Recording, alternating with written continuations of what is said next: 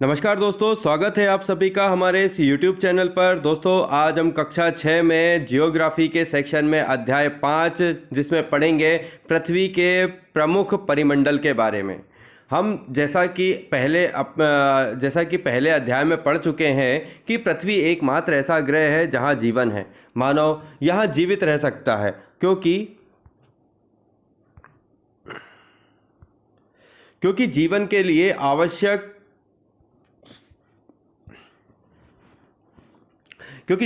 आवश्यक तत्व भूमि, जल तथा हवा पृथ्वी पर मौजूद हैं। पृथ्वी की सतह ऐसी है जिसमें पर्यावरण के 3 महत्वपूर्ण घटक आपस में मिलते हैं तथा एक दूसरे को प्रभावित करते हैं। पृथ्वी का ठोस भाग जिस पर हम रहते हैं उसे भूमंडल कहते हैं। तो सबसे पहला पोर्शन यहाँ से कंप्लीट होता है। पृथ्वी का वह भाग जिस पर हम रहते हैं उसे क्या कहते हैं? भूमंडल। गैस की परतें जो पृथ्वी के चारों ओर से घेरती हैं वह वायुमंडल कहलाती हैं, जहाँ ऑक्सीजन, नाइट्रोजन, कार्बन डाइऑक्साइड तथा दूसरी गैसें पाई जाती हैं। पृथ्वी के बहुत बड़े भाग पर जल पाया जाता है जिसे जलमंडल कहते हैं। जलमंडल में जल की सभी सब अवस्थाएं जैसे बर्फ, जल और जलवाष्प सम्मिलित हैं। जीवमंडल एक सीमित क्षेत्र है जहां स्थल, जल और हवा एक साथ मिलते हैं, जहां सभी प्रकार के जीवन पाए जाते हैं। भूमंडल। पृथ्वी के ठोस भाग को भूमंडल कहा जाता है। यह भूपर्पटी की चट्टान तथा मिट्टी की पतली परतों से बना होता है जिसमें जीवों के लिए पोषक तत्व पाए जाते हैं। पृथ्वी की सतह को 2 प्रमुख भागों में बांटा जा सकता है। बड़े स्थलीय भूभाग को महाद्वीप के नाम से जाना जाता है तथा बड़े जलाशयों को महासागरीय बेसिन के नाम से जाना जाता है। विश्व के सभी महासागर आपस में एक दूसरे से जुड़े हुए हैं। चित्र में हम देखेंगे कि विश्व के मानचित्र में सभी स्थलीय भूभाग को एक दूसरे से आपस में जोड़े हुए हैं। समुद्री जल का तल सभी जगह समान होता है। स्थल की ऊंचाई को समुद्र तल से मापा जाता है जिसे शून्य माना जाता है। शब्दों की उत्पत्ति। ग्रीक भाषा में लिथास का अर्थ है पत्थर, एटमास का अर्थ है वाष्प और ह्यूडर का अर्थ है जल, बायोस का अर्थ है जीवन। और क्या आप इनमें से अधिक शब्द बना सकते हैं? तो ये आप इन पर कर सकते हैं। एक छोटा सा एक्सरसाइज है। नेक्स्ट बढ़ते हैं। ये जो मैप दिखाया हुआ है इस मैप को बोलते हैं, ये हमारे विश्व के महाद्वीप और महासागरीय मैप है जिसमें हम पूरे मैप को देख सकते हैं जहाँ पर महाद्वीप दिख रहे हैं। देखिए, एशिया, यूरोप, अफ्रीका, उत्तरी अमेरिका, दक्षिणी अमेरिका और ये रहा ऑस्ट्रेलिया। ये महाद्वीप हैं। इसके चारों तरफ कौन कौन से सागर हैं? देखिए, यहाँ प्रशांत महासागर है, ये रहा। इसके बाद अगर इधर चलते हैं तो ये इसके आगे बढ़ते हैं। यहाँ पे कर्क रेखा, विषुवत रेखा, मकर रेखा के बीच में ये महासागर है, ये दक्षिण महासागर है। इसके बाद इधर जाते हैं तो ये भारत के साइड में नीचे क्या है? हिंद महासागर। इधर चलते हैं तो ये प्रशांत महासागर। तो इस तरीके से यहाँ पर आर्कटिक महासागर, अंटार्कटिक पूरा क्षेत्र बना हुआ है और इन सभी क्षेत्रों को विश्व के महाद्वीप और महासागरीय क्षेत्र कहे जाते हैं। विश्व का सबसे ऊंचा शिखर माउंट एवरेस्ट समुद्र तल से 8,848 मीटर की ऊंचाई पर है। विश्व का सबसे गहरा भाग प्रशांत महासागर का मेरियाना गर्त है जिसकी गहराई 11,022 मीटर है। क्या आपने कभी कल्पना की है कि समुद्र की गहराई पृथ्वी के सबसे ऊंचे भाग पर इतनी अधिक भी हो सकती है? महाद्वीप। आइए जानते हैं महाद्वीप के बारे में। पृथ्वी पर 7 प्रमुख महाद्वीप हैं। ये विस्तृत जलराशि के द्वारा एक दूसरे से अलग हैं। ये महाद्वीप हैं एशिया, यूरोप, अफ्रीका, उत्तरी अमेरिका, दक्षिणी अमेरिका, ऑस्ट्रेलिया और अंटार्कटिका। चित्र में विश्व के मानचित्र को देखिए तथा ध्यान दीजिए कि स्थल का बहुत बड़ा भाग उत्तरी गोलार्ध में पाया जाता है। एशिया विश्व का सबसे बड़ा महाद्वीप है। यह पृथ्वी के कुल क्षेत्रफल के 1/3 भाग में फैला हुआ है। यहाँ महाद्वीपीय पूर्वी गोलार्ध में स्थित है। यह महाद्वीप पूर्वी गोलार्ध में स्थित है। कर्क रेखा इस महाद्वीप से होकर गुजरती है और एशिया के पश्चिम में यूराल पर्वत तथा इसे यूरोप से अलग करता है। किसे? एशिया को पश्चिम में यूराल पर्वत यूरोप से अलग करता है। यूरोप एवं एशिया के संयुक्त भूभाग को यूरेशिया, मतलब यूरोप प्लस एशिया कहा जाता है।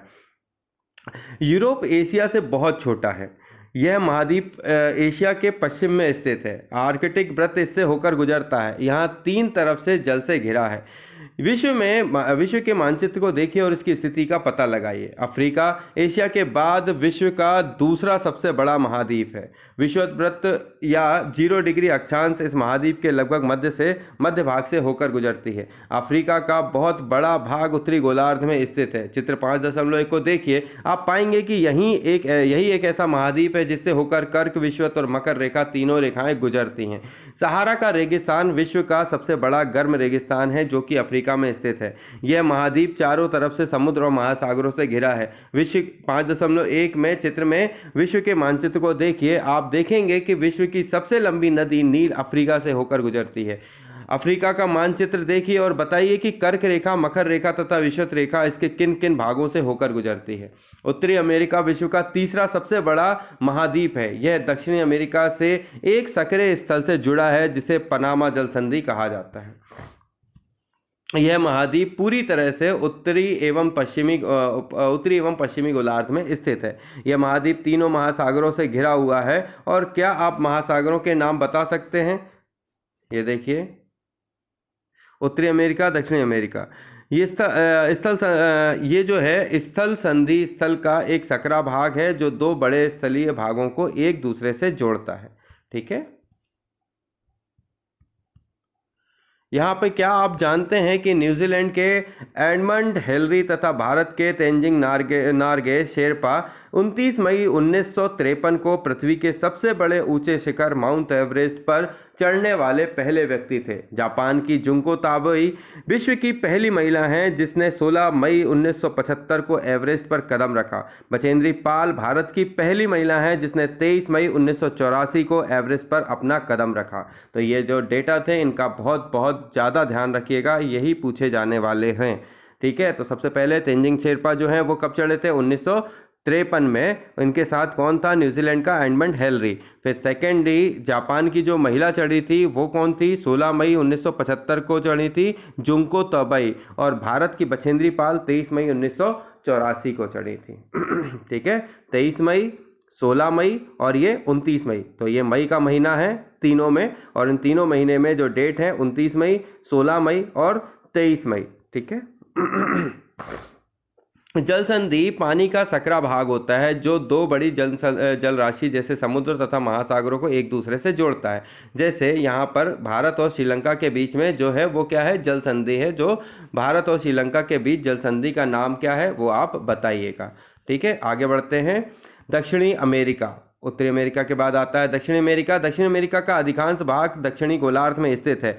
इसके पूर्व और पश्चिम में कौन से दो महासागर स्थित हैं? विश्व की सबसे बड़ी लंबी पर्वत श्रृंखला एंडीज इसके उत्तर से दक्षिण की ओर फैली है। चित्र में देखिए, दक्षिण अमेरिका में विश्व की सबसे बड़ी नदी अमेजन बहती है। दक्षिण अमेरिका में विश्व की सबसे बड़ी नदी अमेजन बहती है। तो वो कहाँ बहती है? दक्षिण अमेरिका में। ऑस्ट्रेलिया विश्व का सबसे छोटा महाद्वीप है जो कि पूरी तरह से दक्षिणी गोलार्ध में स्थित है। यह चारों तरफ से महासागरों और समुद्रों से घिरा है।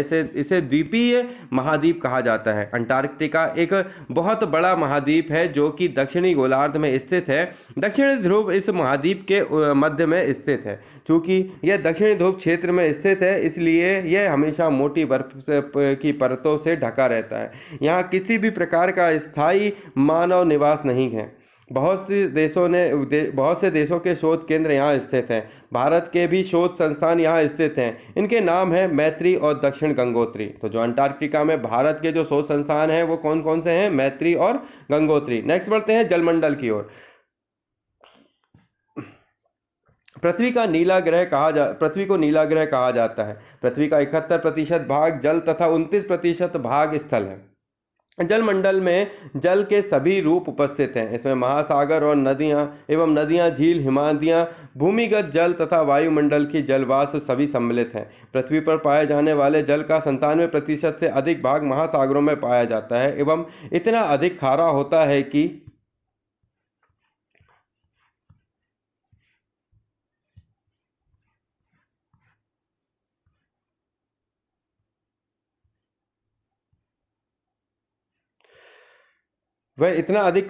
है कि मानव के उपयोग में नहीं आ सकता। शेष जल का बहुत बड़ा भाग बर्फ की परतों एवं हिम नदियों तथा भूमिगत जल के रूप में पाया जाता है। जल का बहुत कम भाग अपलवण जल के रूप में पाया जाता है जो मनुष्य के इस्तेमाल में आता है। यही कारण है कि नीले ग्रह में रहने के बावजूद हम पानी की कमी महसूस करते हैं। ऊपर देखें तो जानिएगा कि 5.3 में महाद्वीपों की तुलनात्मक आकार दिए हुए हैं। इसके बाद 5.3 में चित्र में दिए गए वर्गों को गिनिए एवं निम्नलिखित के उत्तर दीजिए। का सबसे बड़े महाद्वीप का नाम लिखिए और कौन सबसे बड़ा है, यूरोप या ऑस्ट्रेलिया। तो देखिए सबसे बड़ा जो है वो एशिया है, इसके बाद यूरोप, उत्तरी अमेरिका, दक्षिणी अमेरिका और फिर ऑस्ट्रेलिया, फिर अंटार्कटिका। तो इस तरीके से आप अपने आंसर दे सकते हैं। ये बहुत ही सिंपल क्वेश्चन है। इसके बाद आते हैं महासागर। महासागर जनमंडल के मुख्य भाग हैं, ये आपस में एक दूसरे से जुड़े हुए हैं। महासागरीय जल हमेशा गतिशील रहता है। तरंगे, ज्वार भाटा तथा महासागरीय धाराएं। महासागरीय जल की 3 प्रमुख गतियां हैं। बड़े से छोटे आकार के आधार पर क्रमशः 5 महासागर प्रमुख हैं: प्रशांत महासागर, अटलांटिक महासागर, हिंद महासागर, दक्षिण महासागर और आर्कटिक महासागर। तो जो 5 महासागर हैं उसमें शुरुआत से अगर देखें तो सबसे बड़े से छोटे के आकार में आता है। बड़े से छोटे आकार में सबसे बड़ा प्रशांत, फिर अटलांटिक, फिर हिंद, दक्षिण और आर्कटिक। ठीक है, प्रशांत महासागर, अटलांटिक महासागर, हिंद महासागर, दक्षिण महासागर और आर्कटिक महासागर, ये जो है बड़े क्या हैं, महासागर हैं। नेक्स्ट बढ़ते हैं। प्रशांत महासागर सबसे बड़ा महासागर है। यह पृथ्वी का 1/3 भाग पर फैला हुआ है। पृथ्वी का सबसे गहरा भाग मरियाना गर्त प्रशांत महासागर में ही स्थित है। ठीक है,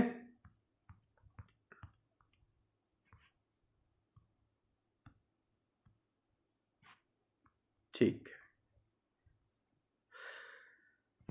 प्रशांत महासागर लगभग वृत्ताकार है। एशिया, ऑस्ट्रेलिया, उत्तर एवं दक्षिणी अमेरिका इसके चारों ओर स्थित हैं। चित्र 5.1 को देखिए और प्रशांत महासागर के चारों ओर इन महाद्वीपों की स्थिति का पता लगाइए। 5.1 में देखिए और बताइएगा। इसके बाद देखिए यहाँ पर क्या दिया हुआ है। ये पोर्शन जो है वो 5.4 का है और इसमें अपन पढ़ेंगे।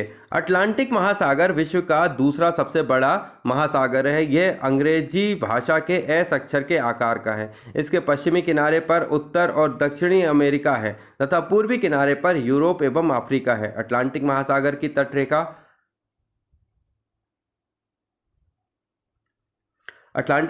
की तटरेखा बहुत अधिक दंतुरित है। यह अनियमित और दंतुरित तटरेखा प्राकृतिक पोताश्रयों और पत्तनों के लिए आदर्श स्थित है। व्यापारियों की दृष्टि से यह सबसे व्यस्त महासागर है। हिंद महासागर ही एक ऐसा महासागर है जिसका नाम किसी देश के नाम पर यानी भारत के नाम पर रखा गया है। यह महासागर लगभग त्रिभुजाकार है। इसके उत्तर में एशिया, पश्चिम में अफ्रीका और पूर्व में ऑस्ट्रेलिया है। दक्षिण महासागर अंटार्कटिका महाद्वीप को चारों ओर से घेरता है। यह अंटार्कटिका महाद्वीप से उत्तर की ओर 60 डिग्री दक्षिणी अक्षांश तक फैला हुआ है। आर्कटिक महासागर उत्तर ध्रुव वृत्त में स्थित है तथा यह उत्तर ध्रुव के चारों ओर फैला है। यह प्रशांत महासागर के छिछले जल वाले एक सक्रिय भाग से जुड़ा है जिसे बेरिंग जल संधि के नाम से जाना जाता है। यह उत्तरी अमेरिका के उत्तरी तटों तथा यूरेशिया से घिरा हुआ है। आइए इसको देखें।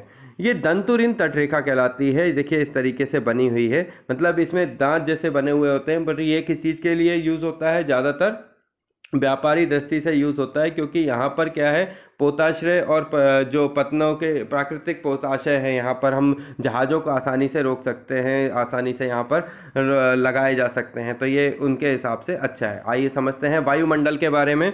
वायुमंडल हमारी पृथ्वी चारों ओर से गैस की एक परत से घिरी हुई है जिसे वायुमंडल कहा जाता है। वायु की यह पतली परत ग्रहों का महत्वपूर्ण एवं अटूट भाग है और ये हमें ऐसी वायु प्रदान करते हैं जिससे हम लोग सांस लेते हैं। वायुमंडल हम लोगों को सूर्य की कुछ हानिकारक किरणों से बचाता है। वायुमंडल में 1600 किलोमीटर की ऊंचाई तक फैला हुआ है। वायुमंडल को उसके घटकों, तापमान तथा अन्य के आधार पर 5 परतों में बांटा जाता है। इन परतों को पृथ्वी की सतह से शुरू करते हुए क्षोभ मंडल, समताप मंडल, मध्य मंडल, आयन मंडल और बहिमंडल कहा जाता है। तो क्षोभ, सम, मध्य, आयन, बही। क्षोभ, सम, मध्य, आयन, बही। देखिए सबसे नीचे कौन सा है? क्षोभ मंडल, फिर समताप मंडल, फिर मध्य मंडल, आयन मंडल और बही मंडल। सबसे नीचे क्षोभ मंडल जहाँ पर क्या होते हैं? एटमॉस्फेयर होता है। इसके बाद ऊपर समताप मंडल जहाँ पर हवाई जहाज उड़ते हैं। मध्य मंडल यहाँ से ऊपर जो है वो क्या है मतलब ये प्लेन वगैरह जाते हैं। आयन मंडल और बही मंडल, आयन मंडल में जितने भी सैटेलाइट हैं उनको लगा दिया जाता है। कुछ 36,000 किलोमीटर के आसपास होता है ये एरिया। इसके बाद का हिस्सा बही मंडल कहलाता है। अभी आगे देखते हैं। वायुमंडल मुख्यतः ऑक्सीजन और नाइट्रोजन का बना है, जो कि साफ तथा शुष्क हवा का 99% भाग है। आयतन के अनुसार नाइट्रोजन 78%, ऑक्सीजन 21% तथा दूसरी गैसें जैसे कार्बन डाइऑक्साइड, आर्गन इत्यादि की मात्रा 1% है। ऑक्सीजन सांस लेने के लिए आवश्यक है, जबकि नाइट्रोजन प्राणियों की वृद्धि के लिए आवश्यक है।